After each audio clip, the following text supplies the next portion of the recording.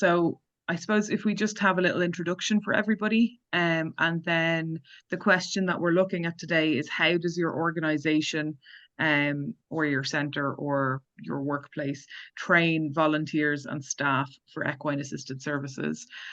So I think we can just open the floor for that and have a discussion about what you guys do in your own countries, and see if there's any kind of crossovers or if there's anything interesting that people do within their organization that maybe doesn't happen in other countries. So I'll just introduce myself, and then you guys can introduce yourselves as well. So I'm Kirsten O'Neill, and I'm the HETI Executive Director. I'm based in Dublin, Ireland, and I work part-time for HETI. And I'm the only staff member of HETI as well. So Jill, do you want to introduce yourself? Yeah, hi, my name's Jill Strawn. I'm from Brisbane, and I work with Riding for Disabled, doing programs and also individual equine assisted learning services with school groups. Hilary? Hi, I'm Hilary. I live on the Gold Coast, which is just south of Brisbane. I'm the current acting centre manager for Arundel Park Riding for the Disabled Association. I'm also head coach. I coach both riding and carriage driving. And I'm also a competitive carriage driver outside of that. But like Jill, I have also done equine assisted learning and been a facilitator for that over quite a few years, 15 or so years. Brilliant. Chris? I can unmute myself. Hi, I'm Chris. I'm from country Victoria, down the other end of Australia, where it's a little bit colder than the warm sunny shines of Queensland. My wife and I, Linda, run a small equine assisted services facility in Victoria, mainly aimed at youth. So we do equine assisted services for the local schools, mainly. So yeah, we're qualifications, EAQ from the UK, and we follow those. We're not RDA, but we're just EAQ. Real. Tomoko? Hi, my name is Tomoko Saito. I'm from Japan, in Hokkaido, the northern island of Japan. And I'm an owner of the horse ranch, about 80 horses, 80 Japanese native breed horses. And I'm planning to make an equine assisted learning service or something in my ranch. Thank you. Brilliant. Wow. Valeria? Hello, my name is Valeria Bashtanik. I'm from Mykolaiv, Ukraine. I'm the secretary of Ukrainian Association of Hippоtherapists.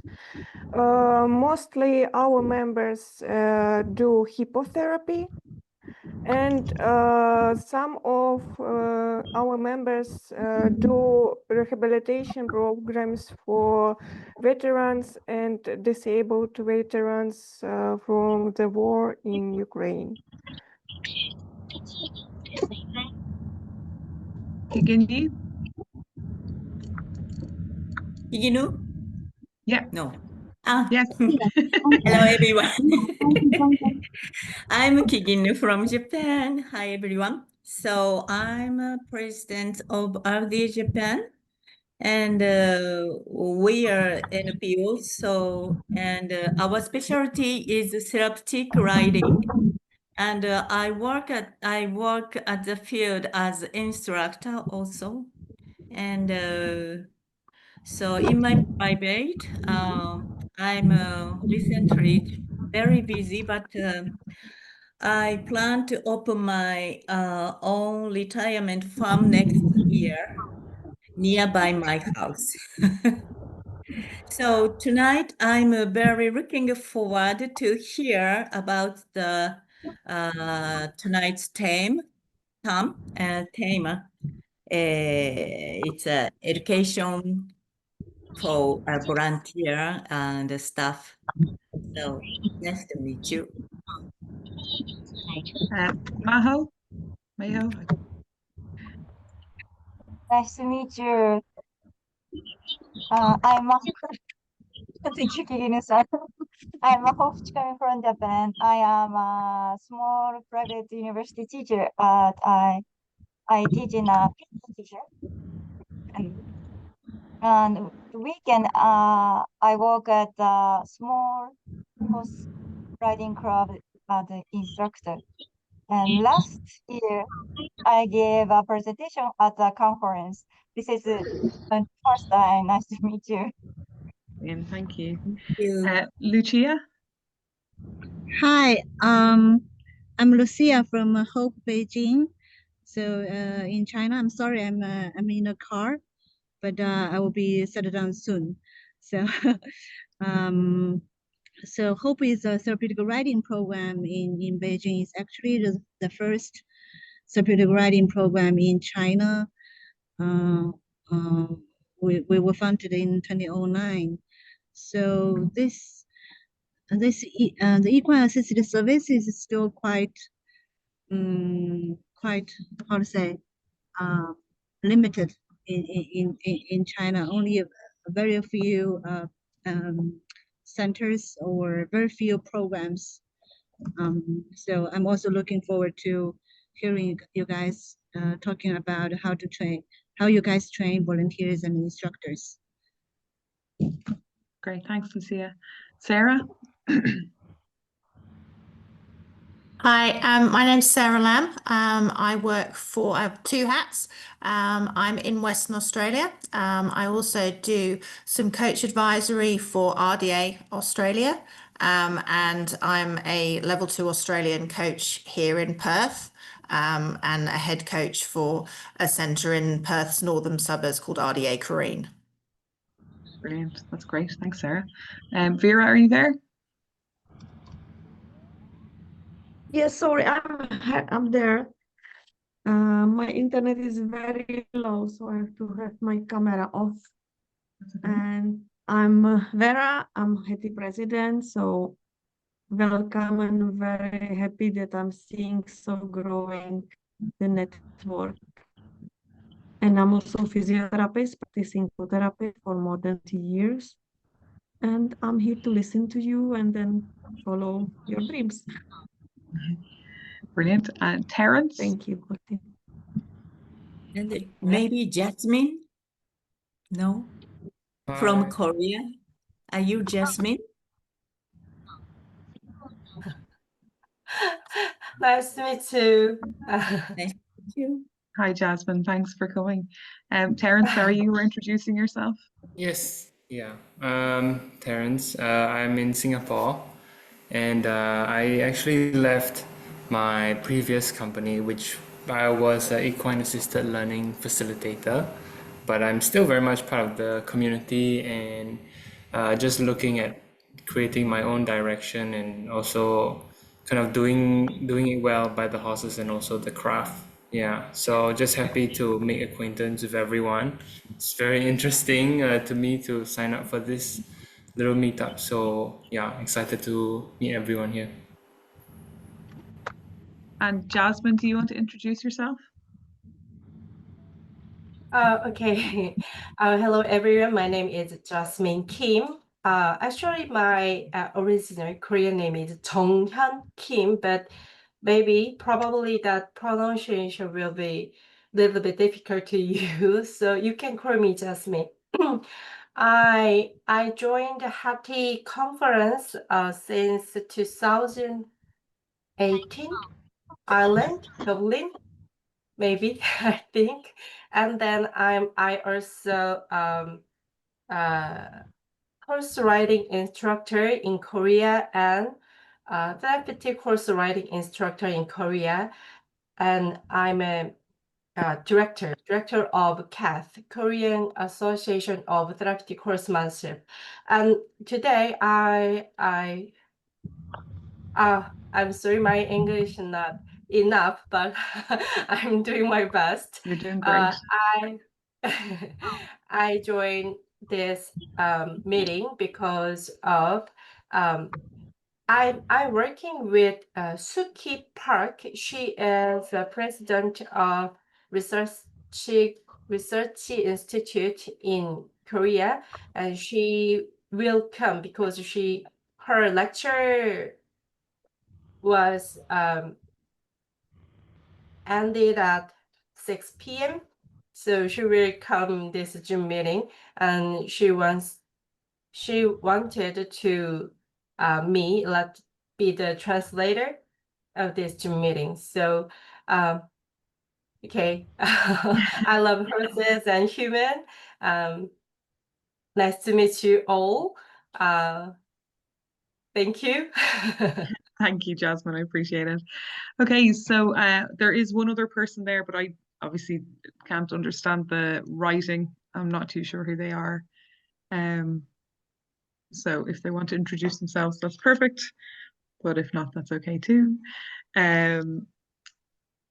So I suppose we're going to open it up to the floor for the question of how does your organization or your center train volunteers and staff? So there's so many different variations of EAS here, which is wonderful to see.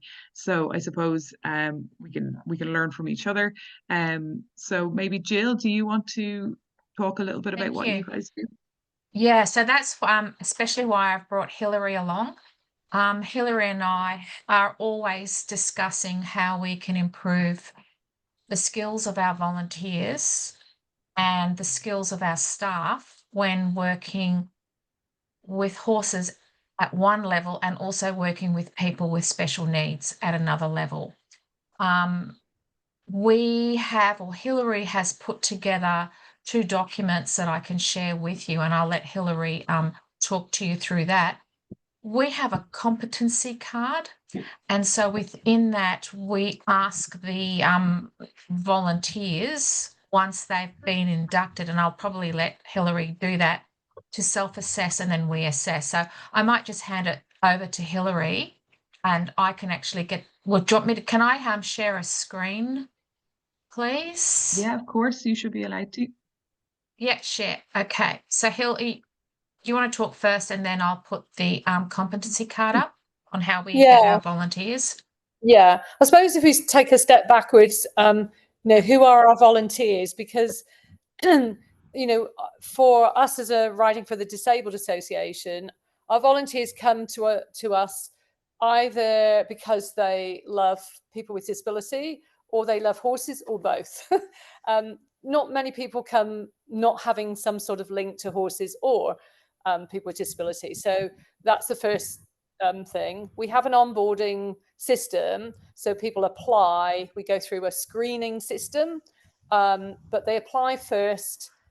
We have an induction and orientation process, which is 2.5 hours, and then that's just a very, very basic introduction to starting to read horse behavior, how to stay safe, and then just what the roles and responsibilities in outline are. We follow that up with like I say, the screening, which is the police check. So we have working with children checks, and also a disability worker screening. They also have to have an orientation. They have to do an orientation module. So in Australia, we have the National Disability Insurance Scheme. And so there is a module that they have to do to be able to work with people. And from there, once they have gone through all those approvals, then we buddy them up. So the first thing that happens is they'll get buddied up with a mentor volunteer. They'll get a handbook they can access at any time. So we have, we're just getting into technology here. So we have scan codes where you can literally put your phone up and they'll scan it and they'll get the volunteer handbook. And that tells them, again, all their rights and responsibilities, again, in terms of horses. Do you want me to put that up on the screen, Hill? Yeah. How to sort of recognise them very basic horse behaviours, and the expectations. Get to the contents page. Yeah. It's, you know, it's you know, roles and responsibilities. What is side walking? What is leading? Sort of just basic. It's like a reference document that they can, and we always have a printed one there on the table when they have their cups of tea. They can flick through it. So once they've been budded up, we're in the process of implementing these competency cards. So I can't say that we're hugely down the road of this, but our competency cards are where they can refer back to this document, and they're sort of saying, yeah, I understand this. And then, of course, the coach will then assess them to say, are they happy with the competency? So this is just an example. So we have the working with people, the horse preparation. Can you see that, people? Yep. Can you see it? The competency card on the screen? Could you zoom it just a little bit more? Can you make it bigger? Yes. I actually can't see it. How do I? Okay. Yes, I know what to do. Yep. So what? Oh, yeah. Oh, no, I don't want that.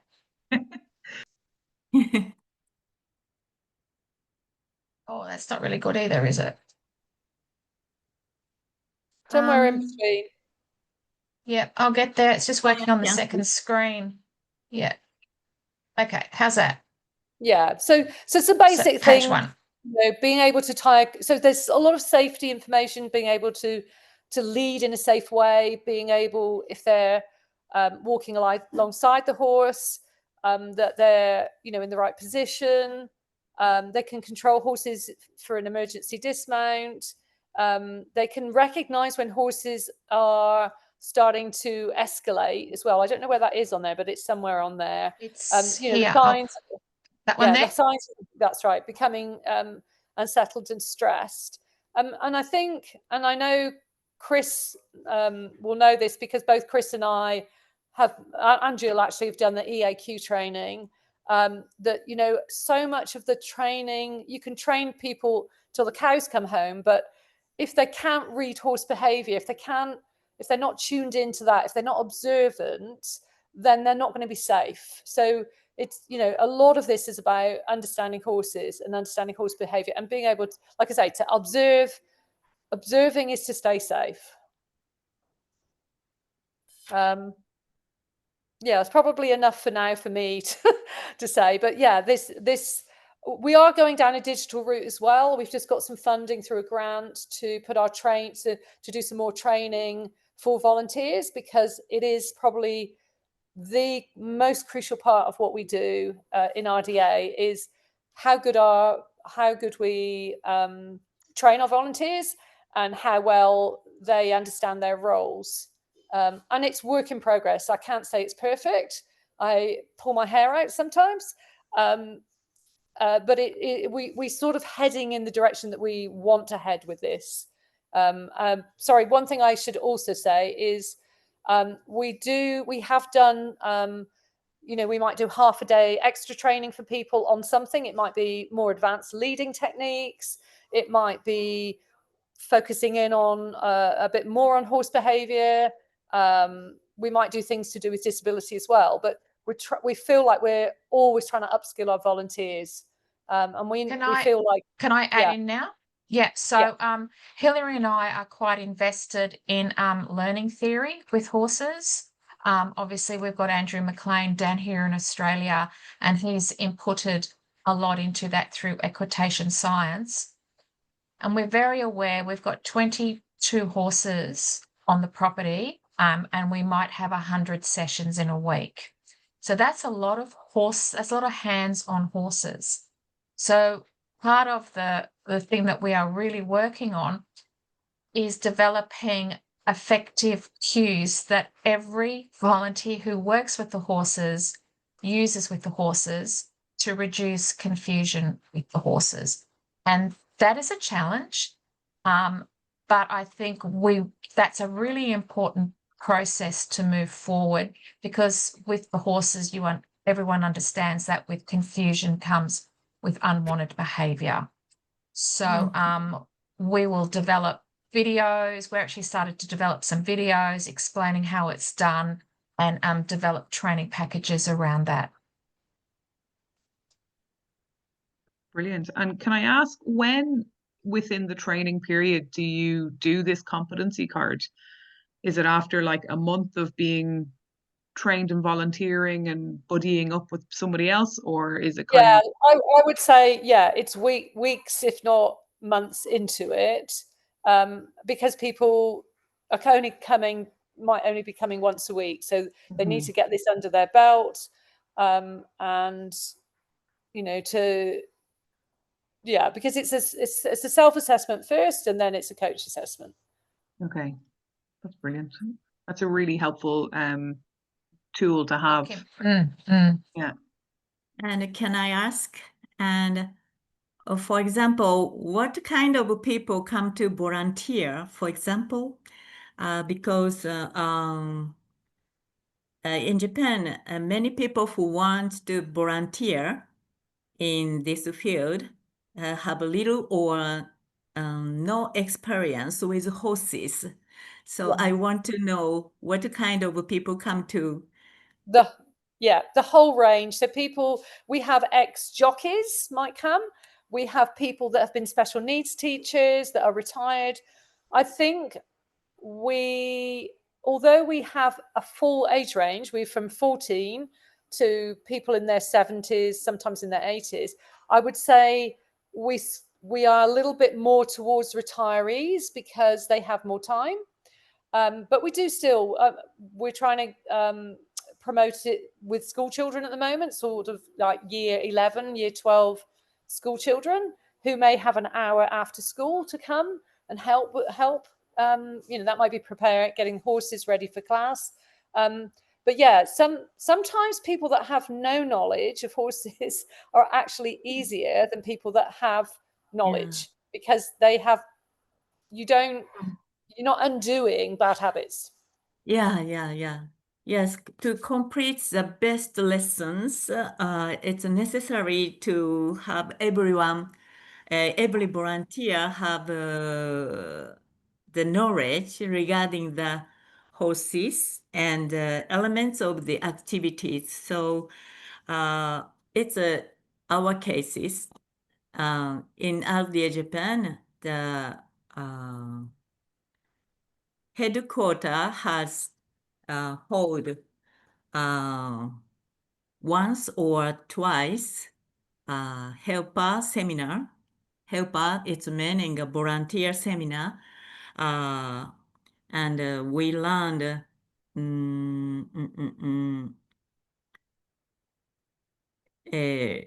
yes, and I'm sorry what I want to say. So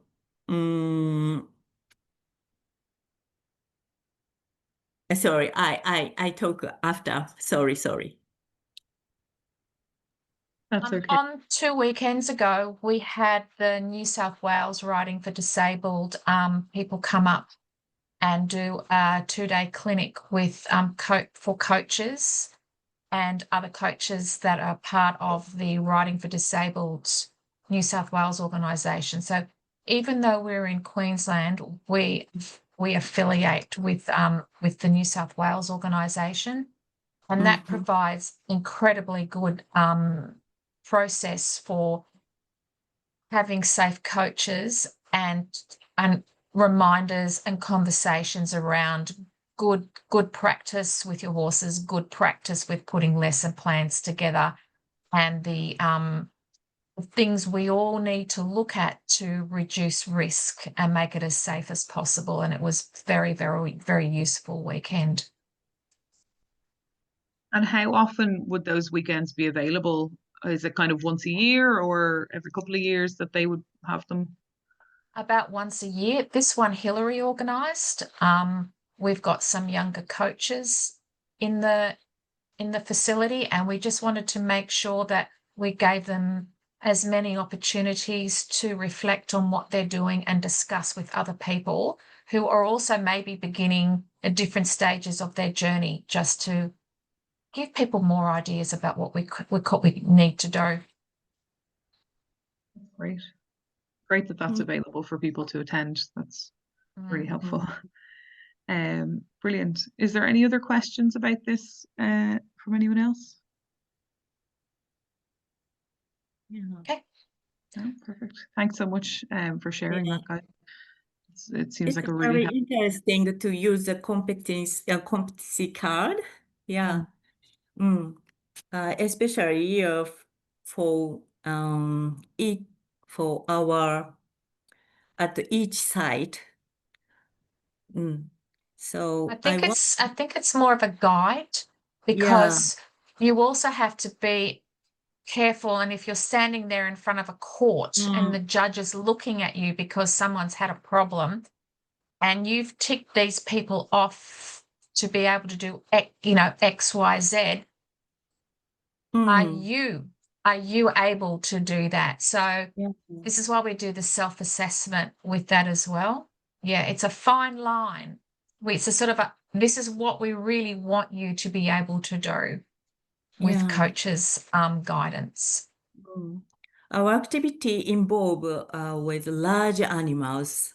So horses is large animals, so sometimes it's dangerous, and it's essential that the volunteers understand how to handle the horses and safely and work effectively as part of a team, etc. So to support this, so I wanted to say that we organize once twice a training session each year, and following our original guidebook and by headquarters. And these include both classroom lectures and practical workshops. So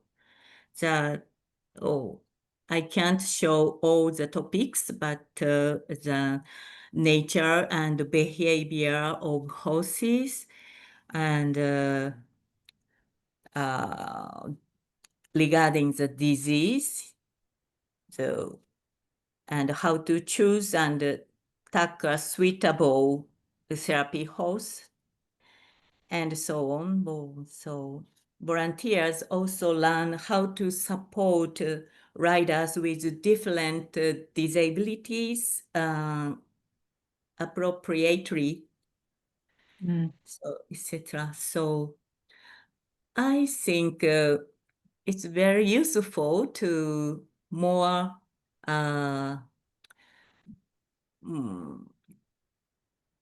good educate for volunteer.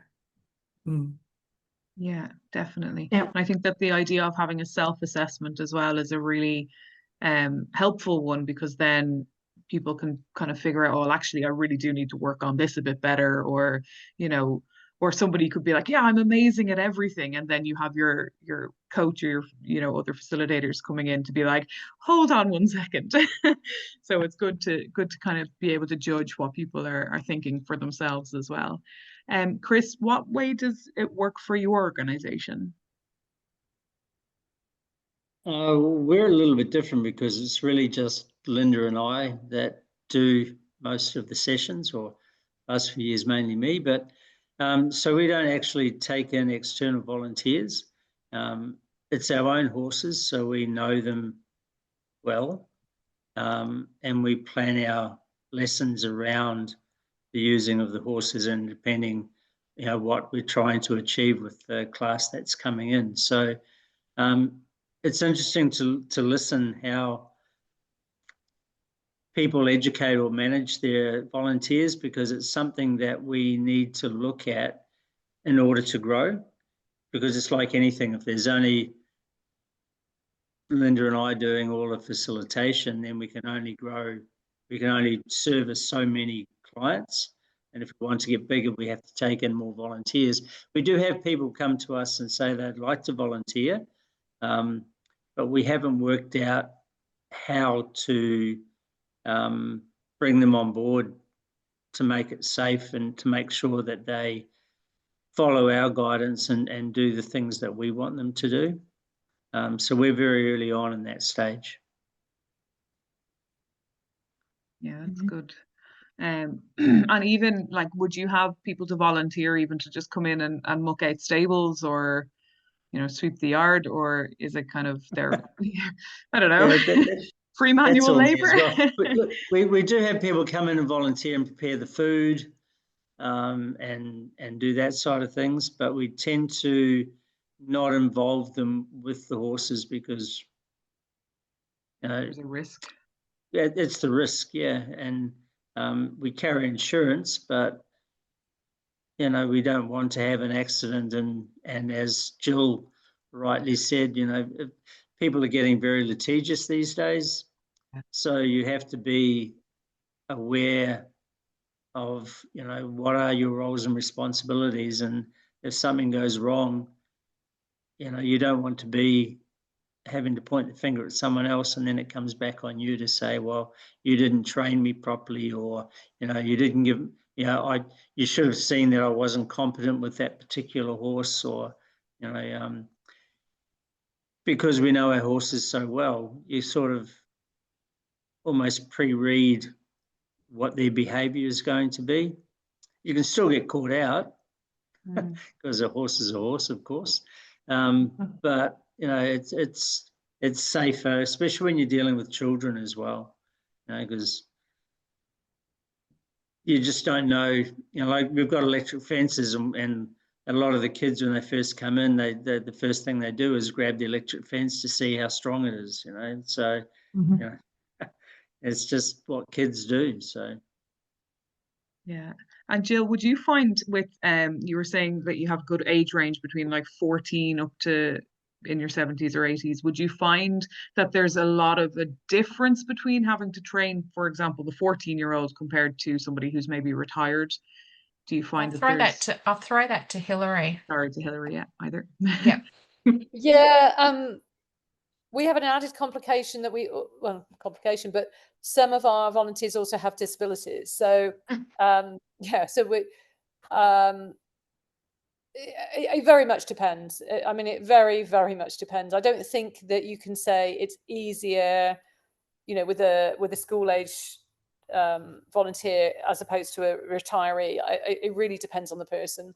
But certainly we have volunteers that themselves need support people to come in. So managing safety is massive. It's probably the biggest headache.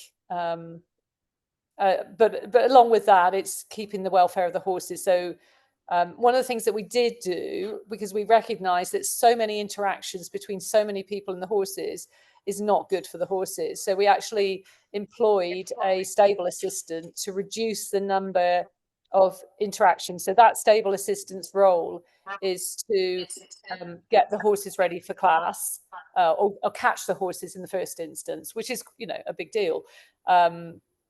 So get them in, and then she then organises what volunteers do. So that's been quite a big change over the last year, and I think that's been better. We're seeing less negative behaviours from our horses, generally. Yeah.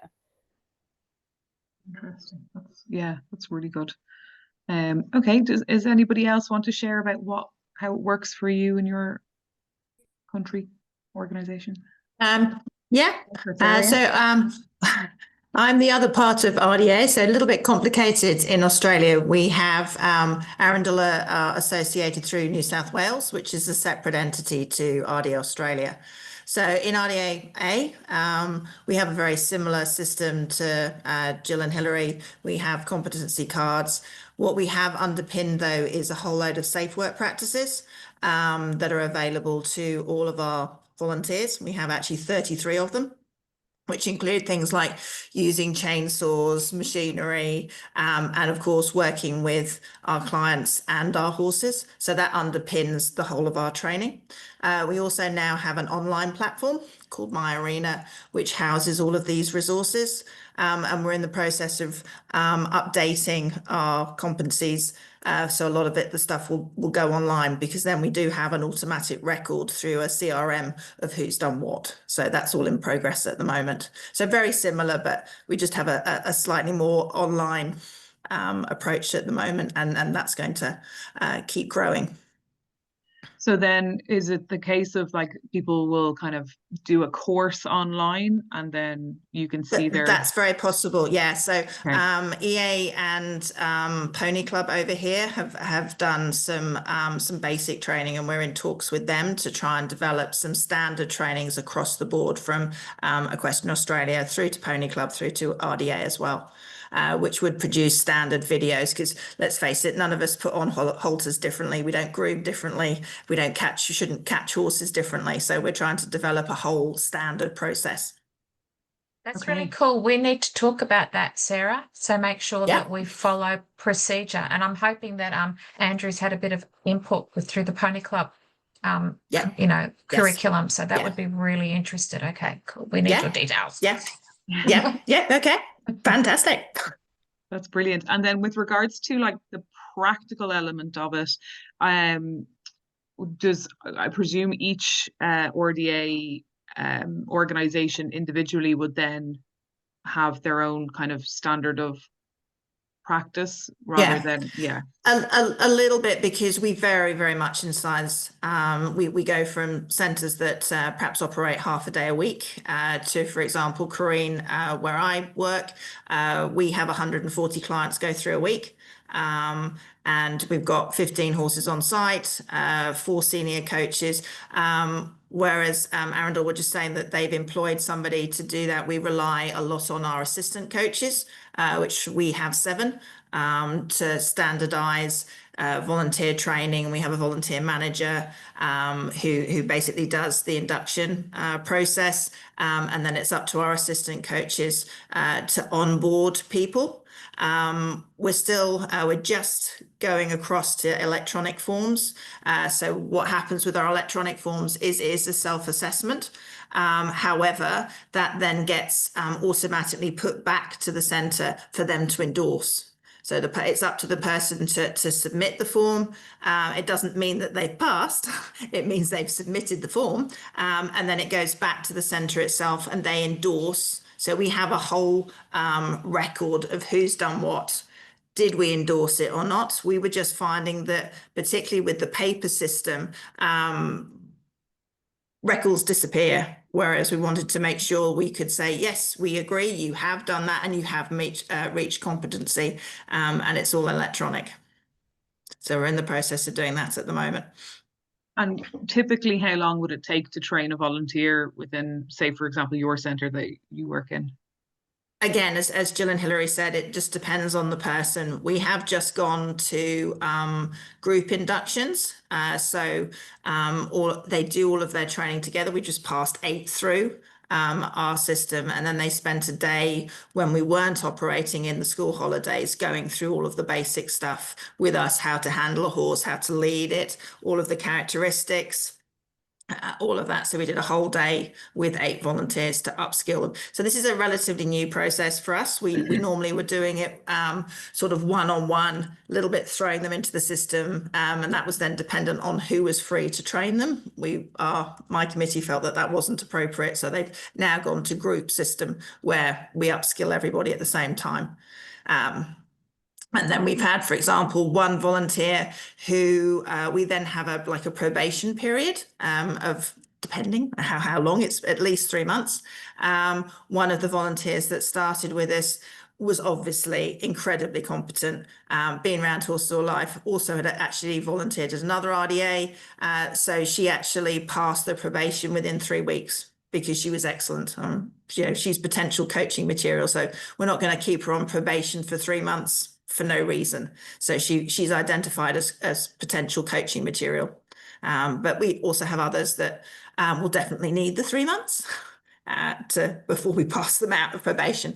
So one of the things that we do, which I was a little bit opposed to start off with, but now I really like it, is that we identify all of our trainees, volunteers. They actually have to wear a red vest, which is actually really handy. I said I wasn't particularly keen on it to start off with, but you can, as a coach, you just identify that should that person be actually in with that horse, or should they be doing that? So you're keeping an eye on them. And then there's a little bit of a ceremony, when you do pass probation, that you no longer need to wear a red vest. But it's been very handy to be able to identify where our trainees and what are they up to. Yeah, that's an interesting idea as well. That's good. Yeah. Yeah, we do something similar with our name badges. So somebody that's new will be on I think it's a yellow color, and then when the coach has got to the stage, it's not as formalized as your system, but when we feel that they're competent enough, and usually that's competent enough to lead a horse as opposed to sidewalk, then they'll change, the badge changes color. And being able to identify somebody like that, it is very important. So I think that's a great idea. Yeah, that's very interesting. Can I ask a question, please? Yeah. From Sarah. As I understood, can I ask you a question, please? So you have an online platform with videos, training videos, and do the people who pass this online coaching, do they need to do like homework or something like that? And how do you see if they achieve some level in their... So we're transitioning towards that at the moment. Anybody who's trained as a coach, so we have 3 levels of coaching, they have to do continual professional development, and that includes online courses. So we are using the Australian Sports Commission courses as a base, and then we've developed several of our own as well, and they're all housed on this My Arena platform. And we get automatic notification that somebody has done a course, upskill, but they also have to do face-to-face courses as well. So our coaches all have to re-register every year and prove that they have done ongoing training. So the best way is to see face to face and look how person works. Yes. Okay. Yes. Thank you. Yeah, as well. Yeah. Thank you very much. That's brilliant. Anybody else you'd like to share about the training processes? Maybe Kigen, what's it like for RDA Japan?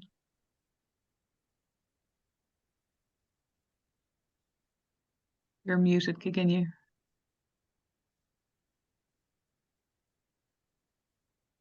Yes, in RDA Japan,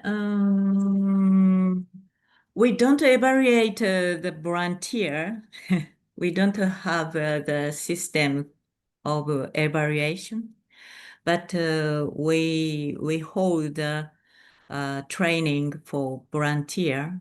I said once or twice a year, and for two days. Okay, so they go to 2 days of training once or twice a year. Yes, yes. And is that only just for new volunteers, or that's every volunteer? Especially new volunteer, but if the volunteer already participate the activity, of course, they can participate this seminar for brush up, because we forget little by little the knowledge. Okay. Unfortunately, so And then at the field, because RDA Japan is organization is a little bit special, because headquarters doesn't have any facility and horses. So every we have around 20 organizations that registered our RDA Japan. So every site is a different type. For example, NPO, for example, one is horseback riding club, and it's a various organization is members. So we train the volunteer at each site normally, and the lesson also it's different. Some organization have four times a week they have a lesson, and some organization have a lesson once a month. So it's very various type. Our organizations, so it's very special. So headquarter gives the lecture once or twice a year. Okay. And then the volunteers are then trained on site to whichever center. Yes, okay. We have this guidebook, and with this, and we learn about the horses and activities on how to support, etc. Okay. Okay, similar then. Lucia, go ahead. Hi, I actually have a question about their competency card. So I wonder, when you use a competency card, does that mean for example, the site workers and horse handler, after they are trained, do they need to get some kind of a test? I'm wondering if any center do any kind of test for like site workers and horse handlers. Especially horse handlers, we found it takes really quite a long time to train a qualified horse handler. Maybe one reason is because here in China, the equestrian industry also kind of started started pretty late in this century. So we don't have many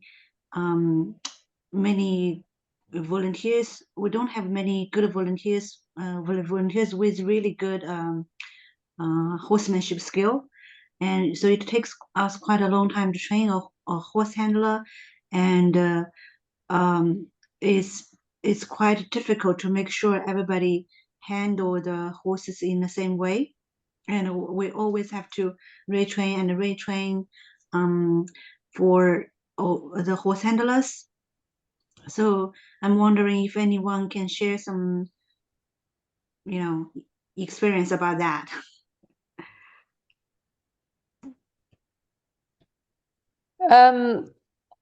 Well, I'm just, funnily enough, Jill and I were talking about the horse handler qualification. So to do hippotherapy in RDA, you need a qualified horse handler. But outside of hippotherapy, there is no such, well, we don't have a qualification as such. I actually think it's really good to have a horse handler. I think exactly what you're saying, that standardized way of handling the horses is really good. And I wish that we had the resources to have something like the horse handler qualification for our general horse leaders in our classes.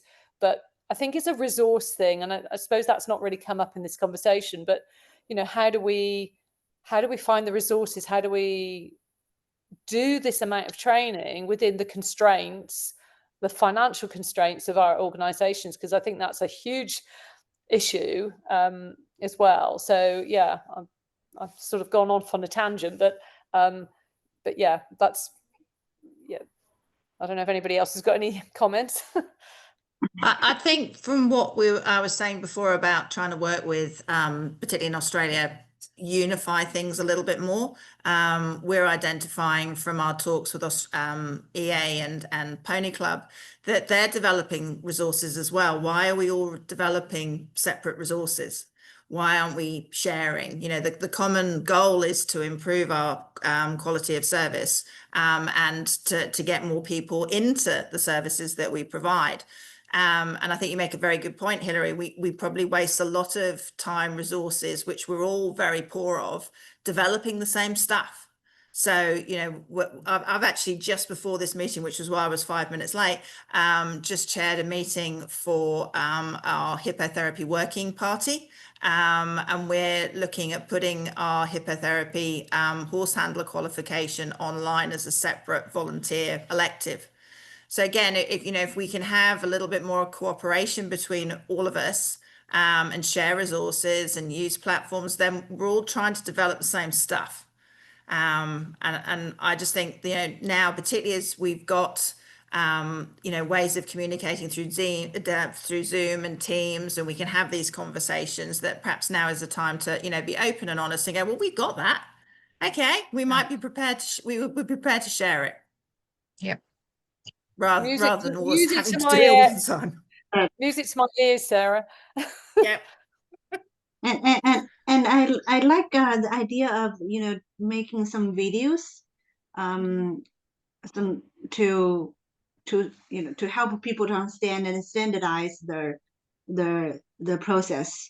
And yeah, we are also talking about it, to making some videos. But if any of you guys are, it's already on your plan, maybe we can, you know, share a lot of things. Yep. Yeah, I was going to ask that actually, Lucia. Are the RDA training videos, are they publicly accessible, or do you have to be going towards volunteering with RDA? So we thought we would put it behind our YouTube channel for us, and that was at the beginning of last year, because we didn't have a lot of thought going into electronic. But I think as we move into electronic, more like what you're doing, Sarah, we were thinking of putting it behind a membership wall, but that is only a tick of a box, if you know what I mean. I think it's worth sharing with similar organizations, most definitely. Yeah. Hill, you agree? Yeah. So we've had a lot of conversations within RDA at national level about, you know, accessibility and sharing stuff. Our executive officer is very keen to provide resources. We do the same as you. You know, if we want to protect, for example, our coaching qualification, then that's just, you know, you can apply for it, but we then have to give you access to it. But a lot of the online resources that we've got, such as things like the safe work practices and the policies and procedures, REO is very keen to share everything that's on there. So, you know, you just have to get access to be given permission to get access to the My Arena. And the idea was that it's not just for the coaches, but for centres, for committee members on centres, you know, for upskilling as many people as possible. That's great. It's great that they have the openness that they want to share, you know, because I think a lot of times when people create content, they're like, oh no, it's mine, you can't have it. But it's the important thing, especially on an international level, is if we're all trying to build each other up and we're all trying to learn and grow, then we need to be able to share the resources and help each other. Absolutely. Yeah. That's great to hear, Sarah.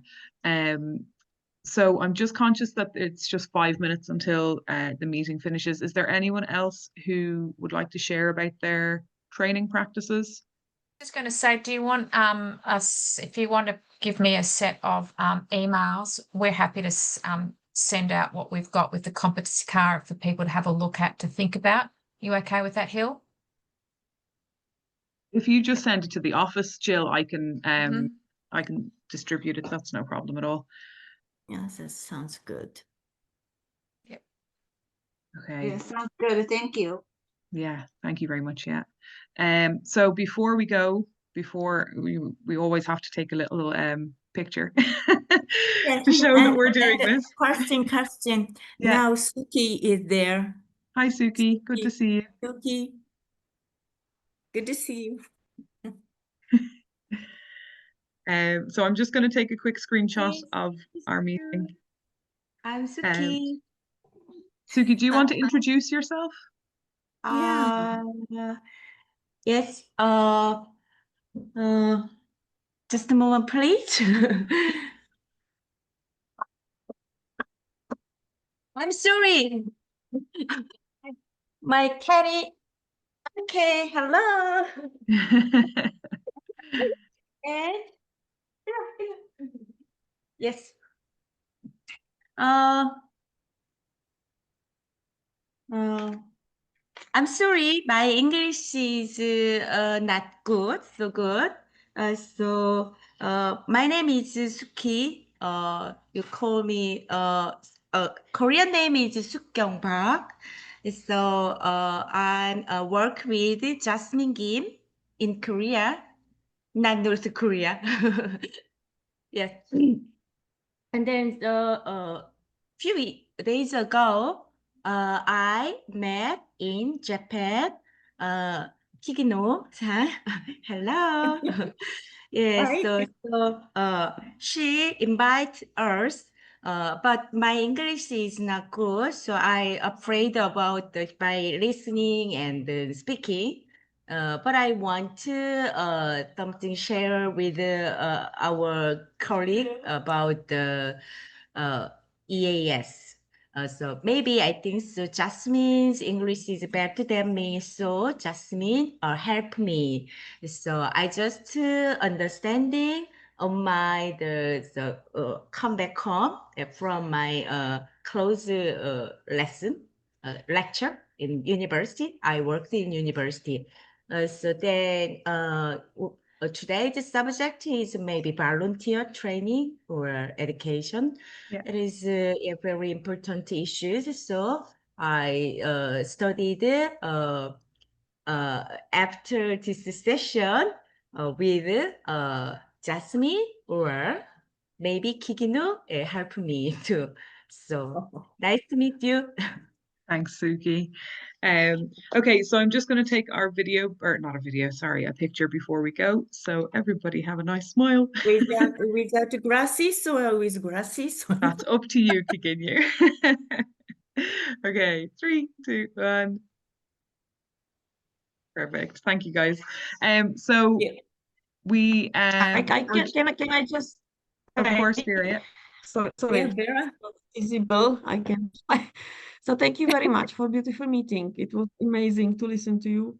Yeah. And the network is actually for 1 year now live, and we're Yeah. very happy that it's growing. That you are finding the purposes, and I see it's very important to have this local regional networking, because I'm based in Europe, in Central Europe, and we don't work with volunteers. So for us, the topic is totally new, because European people don't volunteer. So it's very important for you. You can connect and share this information. So looking forward for next meeting. Yeah, definitely. So with regards to the next meeting, guys, it's always helpful, I think, to put a date in the diary, just so that we're all ready and waiting for it. So would a meeting in December work for you guys, or would you prefer to wait until the new year? So I know obviously December can be quite a busy time for people. Any preferences?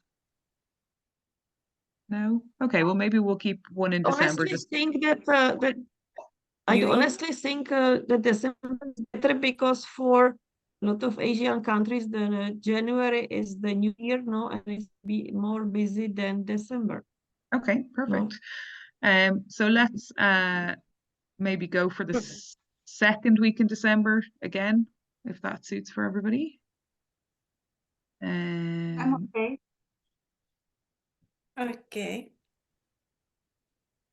So Yes. why don't we say the 9th of December at the same time? 9 9 December, yeah. It's a Tuesday again. Tuesday. Okay, fine. Would be Yes. fine. Would be Yes. fine. Okay. Super. And so I might send like an email just to see what kind of topics you'd like to discuss, or if you want to continue to discuss education, that's fine as well. But maybe we can have a little poll of what topics you guys would like to cover. Because obviously it's your network, so it needs to be something relevant to you guys. Super. Brilliant. Thank you all so very much for joining us. Good evening to those that it's evening time. Good morning to those that it's good morning. Yes. And we will see you on the 9th of December. And please feel free to share this network with any of your colleagues or your friends, because obviously the more people that are involved, the more interesting and varied information we can get. So great to see you all, and thank you all so much. Thank you very much. Thank you, everyone. Take See you care. next Bye, time. everyone. Bye. Bye. Bye.